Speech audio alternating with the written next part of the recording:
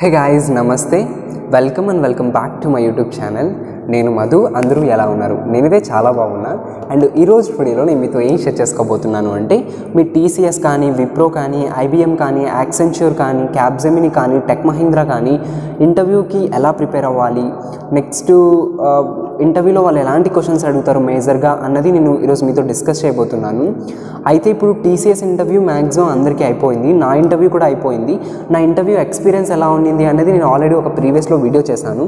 మీరు ఎవరైనా వెళ్ళి చూడకపోతే ఆ వీడియోని ఇప్పుడే చూడండి, డిస్క్రిప్షన్లో లింక్ ఇచ్చాను.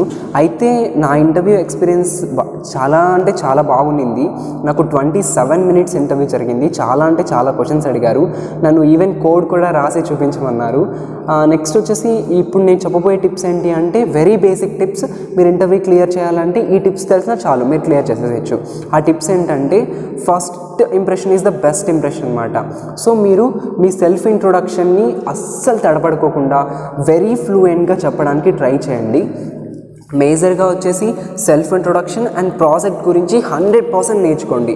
ఈ రెండు చాలు, మీరు ఇంటర్వ్యూని మ్యాక్సిమం క్లియర్ చేయొచ్చు. సో సెల్ఫ్ ఇంట్రొడక్షన్ ప్రాజెక్ట్ గురించి డెఫినెట్గా అడుగుతారు, అది very necessary. So self introduction project గురించి బాగా నేర్చుకోండి.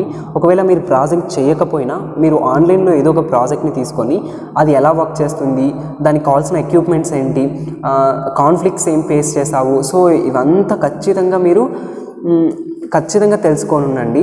నెక్స్ట్ వచ్చేసి ప్రాజెక్ట్ అండ్ సెల్ఫ్ ఇంట్రొడక్షన్ అయిపోగానే టెక్నికల్ స్కిల్స్ పైన బాగా ఎఫర్ట్ పెట్టండి. లైక్ మీరు ఒక లాంగ్వేజే తెలిసిందనుకో దానిపైనే కానిలే పర్ఫెక్ట్గా నేర్చుకోండి.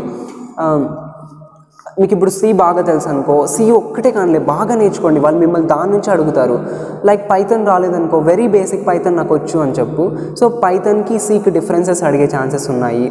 నెక్స్ట్ నువ్వు పైథాన్ని ఎందుకు చూస్ చేసుకున్నావు ఓవర్ దాన్ సి అని అడిగే ఛాన్సెస్ ఉన్నాయి. సో అప్పుడు అడ్వాంటేజ్ నేర్చుకోండి. నెక్స్ట్ సమ్ డిఫరెన్సెస్ చూసుకోండి. టెక్నికల్లో ఎక్కువగా అడిగేది స్ట్రక్చర్స్కి యూనియన్స్కి డిఫరెన్స్ చెప్పు, లేకపోతే పాయింటర్ అంటే ఏంటి, డేటా టైప్స్ ఏంటి, వాట్ ఈజ్ సిని ఎందుకు డెవలప్ చేశారు. నెక్స్ట్ పైథాన్కి వచ్చేసరికి పైథాన్లో డేటా టైప్స్ ఏంటి, పైథాన్ని ఇంటర్ప్రిటర్ లాంగ్వేజ్ అని ఎందుకు అంటారు, నెక్స్ట్ సిని మిడిల్ లెవెల్ లాంగ్వేజ్ అని ఎందుకు అంటారు.